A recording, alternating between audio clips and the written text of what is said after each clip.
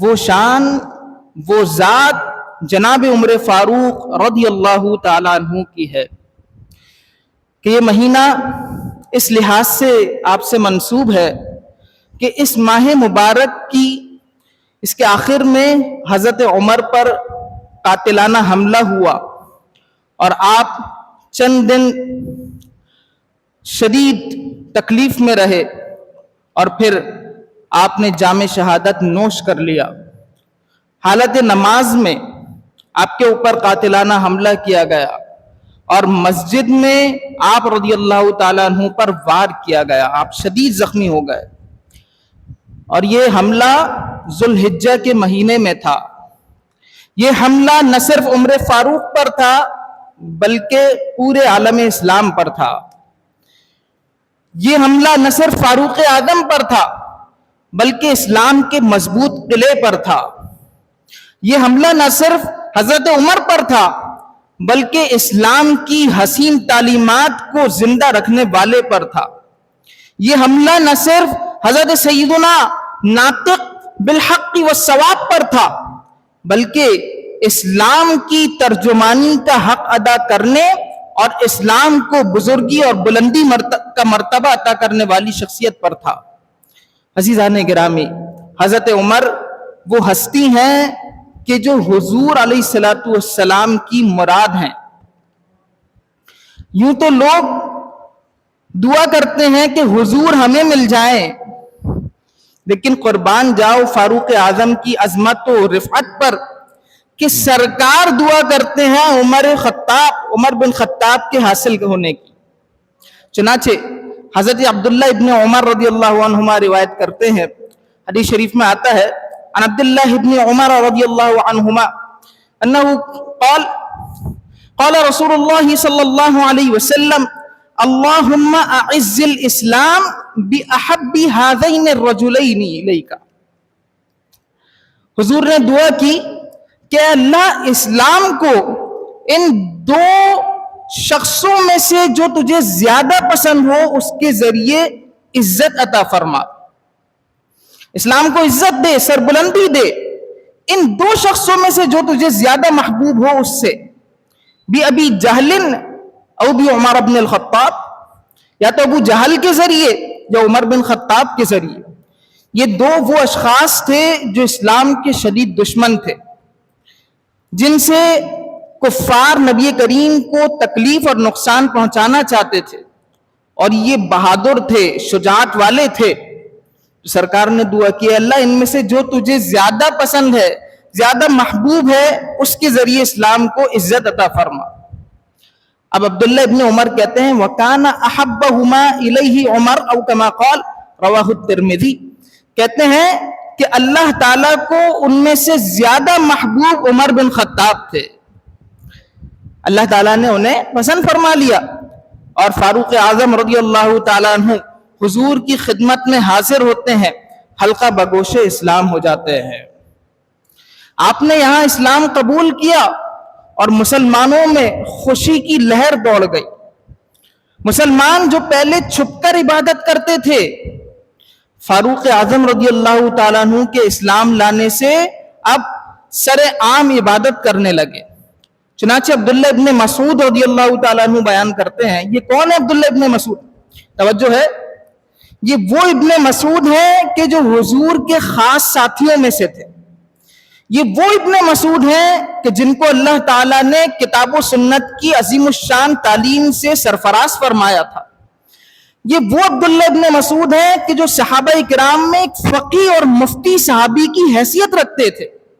ان کو قرآن و حدیث پر وہ عبور حاصل تھا کہ آپ فتوے دیا کرتے تھے۔ وہ جناب عبداللہ ابن مسعود فرماتے ہیں عن عبداللہ ابن مسعود رضی اللہ تعالیٰ عنہ قال کہ واللہ ما استطعنا ان نصلی عند الكعبۃ ظاہرین حتی اسلم عمر او کما قال رواہ الحاکم فی مستدرکہ ووافقہ الذہبی۔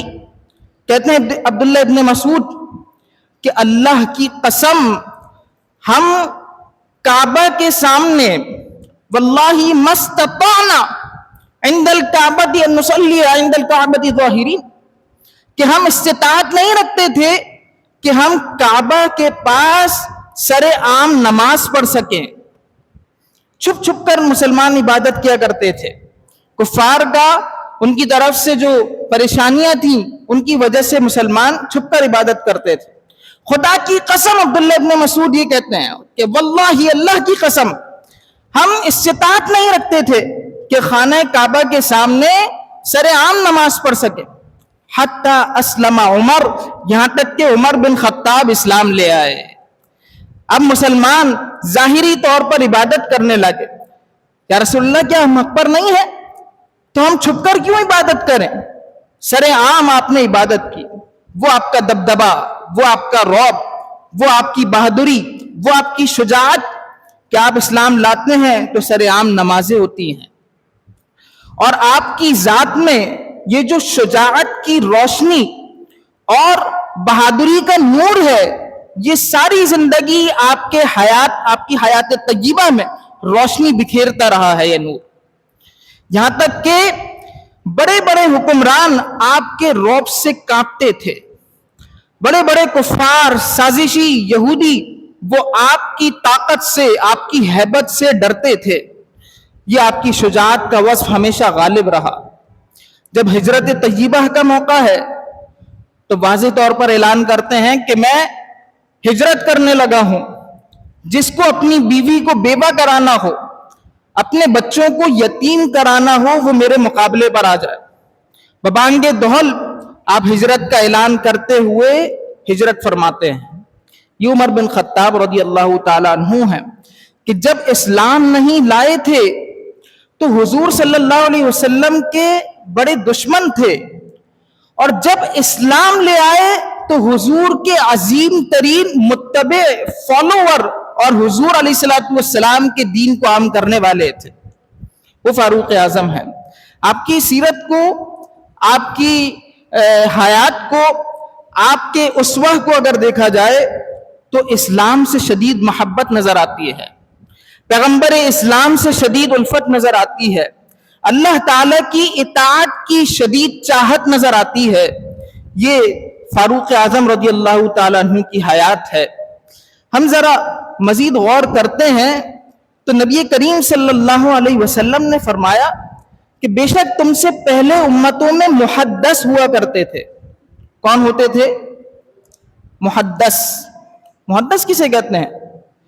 محدث اسے کہتے ہیں کہ جس کی زبان پر اور جس کے قلب پر ملائے اعلیٰ کا فیضان جاری ہو، جس کی زبان پر اللہ تعالیٰ کا جو کلام ہے وہ جاری ہو جایا کرے، جس کی زبان کی تائید وحی ربانی کر رہی ہو، وہ محدث ہوا کرتا ہے.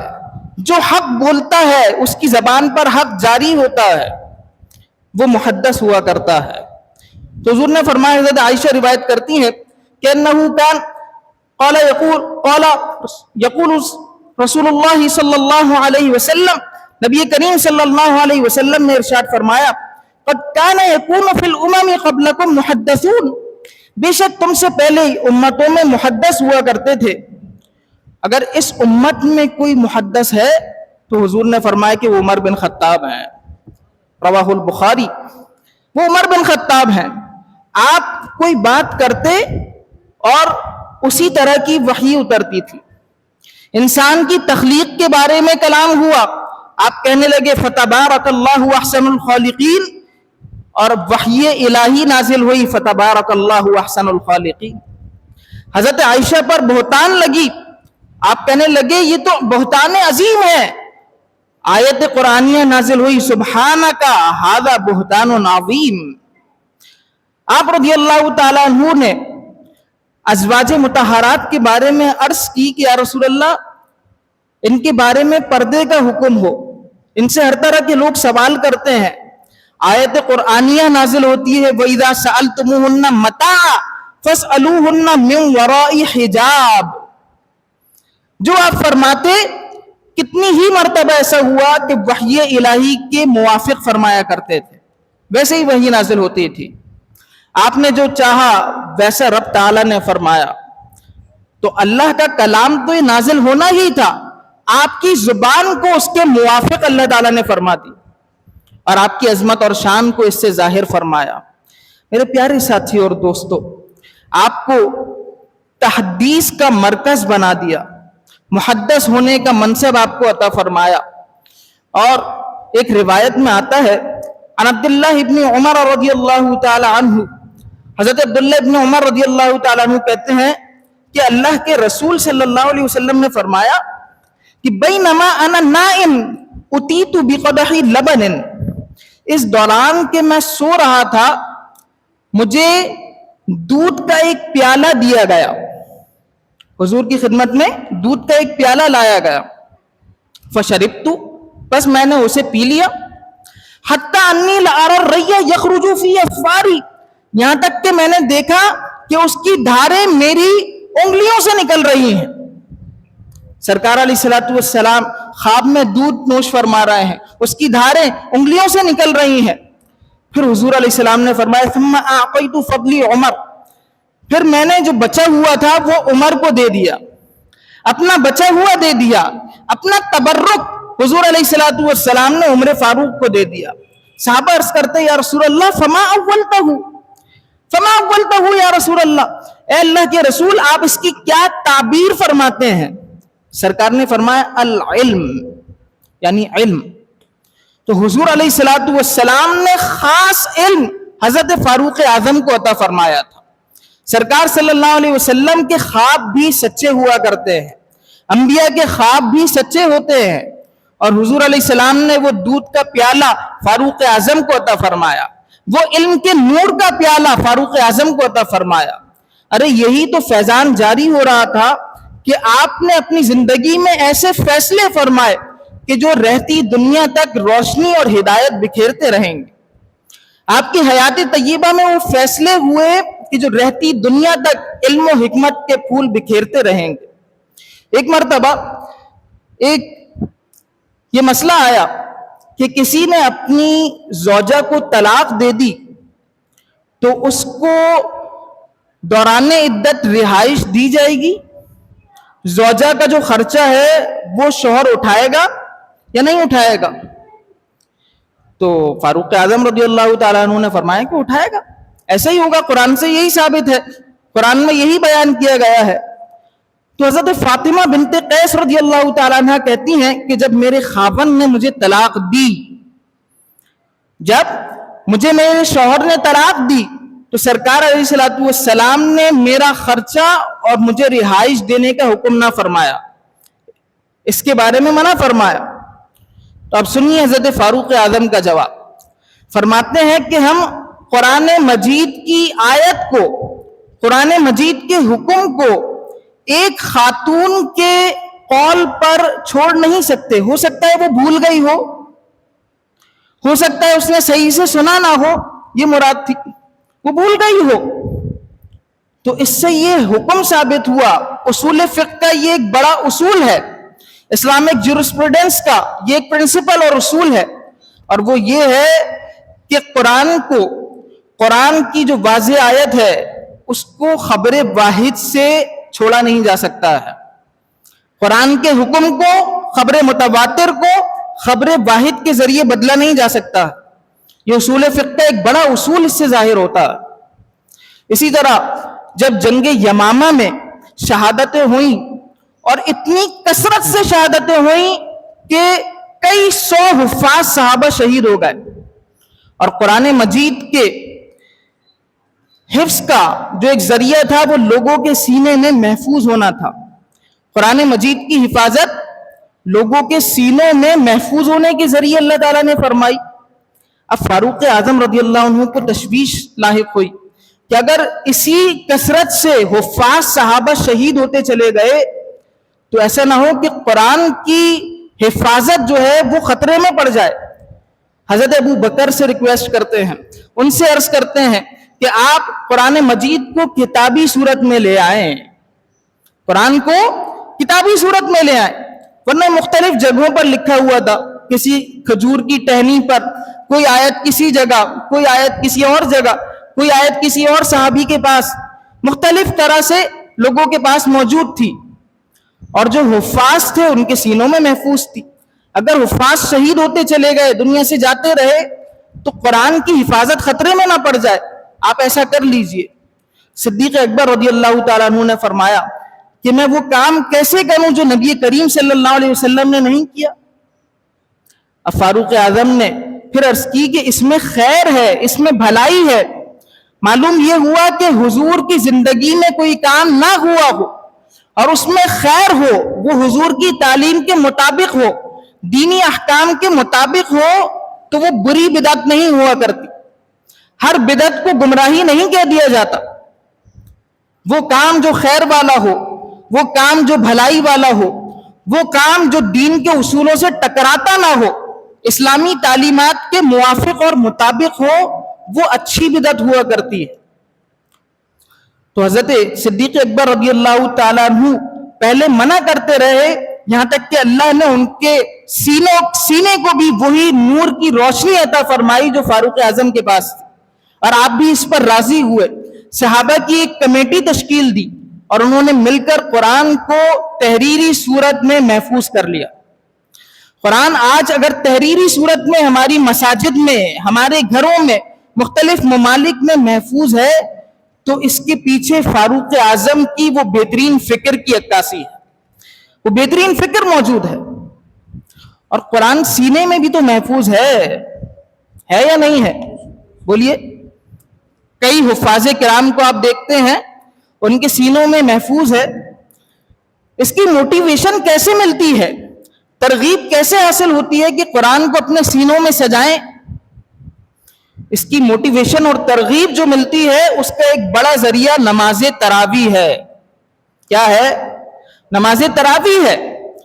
اور قربان جائیے فاروق اعظم پر کہ پہلے مسلمان علیحدہ علیحدہ منفرد طور پر اپنی نماز تراویح ادا کرتے تھے, لیکن آپ نے سوچا کہ کیا ہی اچھا ہو میں ان سب کو ایک امام کے پیچھے جمع کر دوں.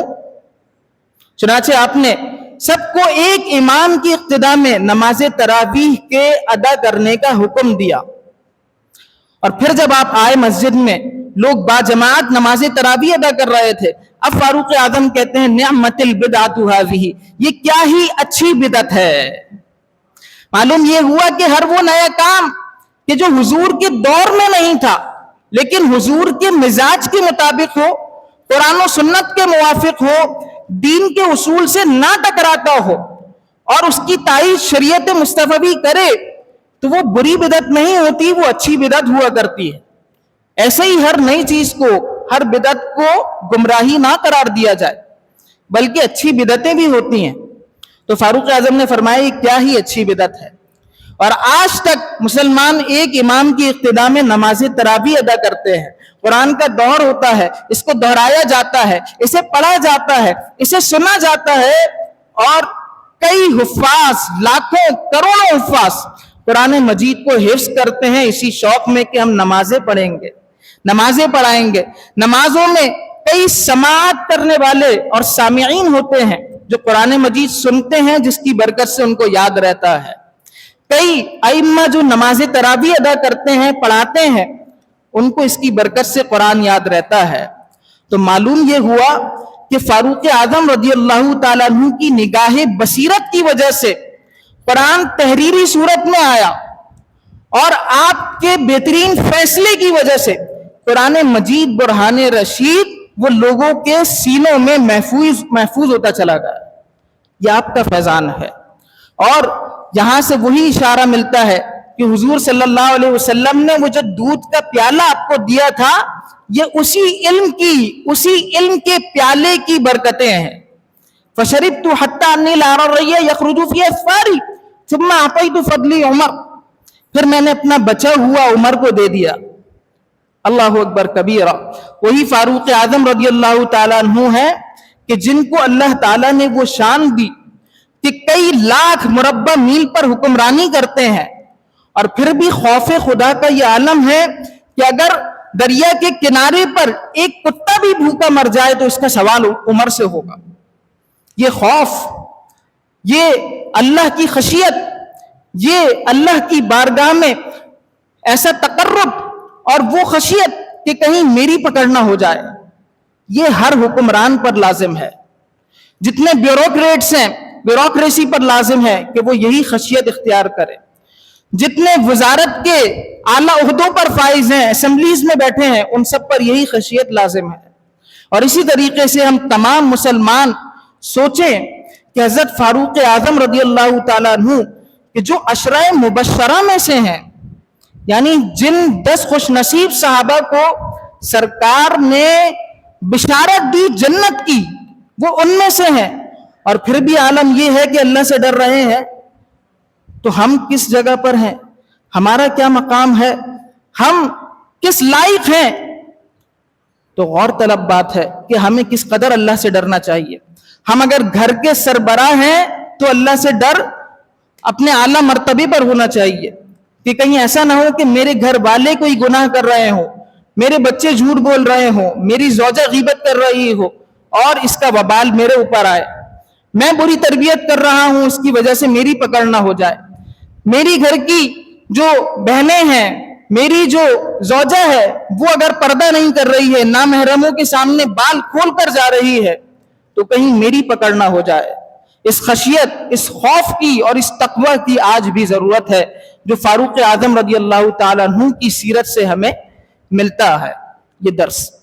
تو میرے ساتھی اور دوستو، ہم نے رسمی طور پر ان صحابہ کے بارے میں نہیں سننا، بلکہ عمل کے لیے سننا ہے۔ فاروق اعظم وہ ایک رول ماڈل ہیں، وہ ایسی شخصیت ہیں کہ جن کو اپنی زندگی میں مشعل راہ بنائیں، اپنی زندگی میں نمونہ بنائیں۔ آپ عظیم الشان حکمران ہونے کے باوجود اللہ کی عبادت بھی کرتے ہیں، اللہ کو یاد بھی کرتے ہیں، ذکر خداوندی بھی کرتے ہیں، اور آپ نے ایک نئی چیز ایجاد فرمائی، وہ یہ کہ رات کو اٹھ کر تجسس میں رعایا کے حالات معلوم کرنے نکلتے تھے، کہ کہیں ایسا نہ ہو کہ کوئی میری حکومت میں تسمہ پرسی کے عالم میں ہو اور اس کا سوال مجھ سے ہو جائے، کوئی پریشانی کے عالم میں نہ ہو اور اس کی جو پکڑ ہے وہ میری نہ ہو جائے۔ اس قدر خوف اور لوگوں کی خوشحالی کا جذبہ تھا کہ حضرت فاروق اعظم رضی اللہ تعالیٰ عنہ آگے سے آگے بڑھتے چلے گئے اور ہر جگہ خوشحالی، معاشی استحکام اور قانون نافذ کرنے والی حکومت نافذ فرمائی۔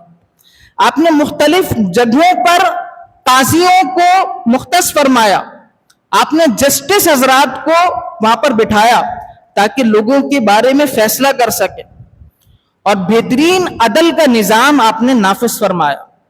یہ غور طلب بات ہے کہ فاروق اعظم رضی اللہ تعالیٰ عنہ جو ہمارے دین میں ایک بنیادی حیثیت رکھتے ہیں، انہوں نے نظام عدل قائم فرمایا۔ آج کے حکمران سوچیں، آج کے جسٹس اور لائرز حضرات، یہاں پر بھی یقیناً کوئی ایڈوکیٹ بیٹھے ہوں گے، کوئی بیوروکریسی میں موجود ہونے والے لوگ بیٹھے ہوں گے، کوئی ایسے بھی بیٹھے ہوں گے جو CSS کے ایگزامینیشنز کے خواہاں ہیں۔ تو سوچئے ذرا کہ فاروق اعظم نے کیسا نظام عدل نافذ فرمایا، جگہ جگہ آپ نے جسٹس حضرات کو مقرر فرمایا اور لوگوں کے فیصلے فرمائے، لوگوں کے فیصلے قرآن و سنت کے مطابق عدل اور انصاف کے ساتھ ہوتے رہے۔ اور آج حالت یہ ہے کہ لوگوں کی پیشیوں پر پیشیاں ہوتی رہیں، معلوم یہ ہو کہ کبھی جج بک گیا ہے تو کبھی وکیل بک گیا ہے، نظام عدل پارا پارا ہو چکا ہے، قوم پھر سے وہی راہ دیکھ رہی ہے کہ دوبارہ عمر بن خطاب نے نہیں آنا، کیا دوبارہ اسی طرح عدل و انصاف نہیں ہوگا؟ تو کوشش کیجئے کہ جس محکمے میں بھی ہو ہم نے عدل کے ساتھ، انصاف کے ساتھ کام کرنا ہے۔ فاروق اعظم رضی اللہ تعالیٰ عنہ، آپ کا وہ مقام ہے کہ نبی کریم فرماتے ہیں، بس باتیں تو بہت ہیں، سیکھنے کے لیے احادیث بہت ہیں حضرت عمر کے بارے میں، لیکن وقت قلیل ہے، ہم گفتگو کو سمیٹ رہے ہیں۔ سرکار نے فرمایا، حضرت محمد بن سعد بن ابی وقاص غالباً آپ روایت کرتے ہیں اپنے والد سے، کہتے ہیں کہ حضور نے فرمایا، ایہن یہ ابن الخطاب، مبارک ہو اے ابن خطاب، کہ تم جس راستے سے گزرتے ہو، والذی نفسی بیدی ما لقیک الشیطان سالکا فجا الا سلک فجا غیر فجک، کما قال علیہ الصلوۃ والسلام، کہ اے عمر خطاب تمہیں مبارک ہو، تم جس راستے سے گزرتے ہو تمہیں جس راستے پر گزرتا ہوا شیطان ملتا ہے وہ تمہارے راستے کے علاوہ دوسرا راستہ اختیار کر لیتا ہے. فاروق اعظم کے راستے سے شیطان بھی ڈرتا ہو، وہ ان کی شان ہے. اور ہماری حالت کیا ہے؟ ہم تو شیطان کی اتباع کرتے ہیں. بے حیائی وہ عام ہو رہی ہے. اشال فاطمہ قتل کیس، اس کا جو کیس ہے وہ بھی ہمارے سامنے ہے.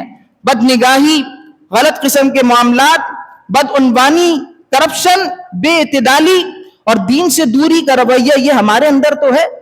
اگر ہم حقیقی معنی میں فاروق اعظم سے محبت کرتے ہیں تو شیطان سے دوری اختیار کرنی ہوگی. ہر کام اللہ کی رضا کے لیے کرنا ہوگا. اللہ تعالی ہمیں توفیق عمل مرحمت فرمائے. آمین بجاہ خاتم النبی الامین.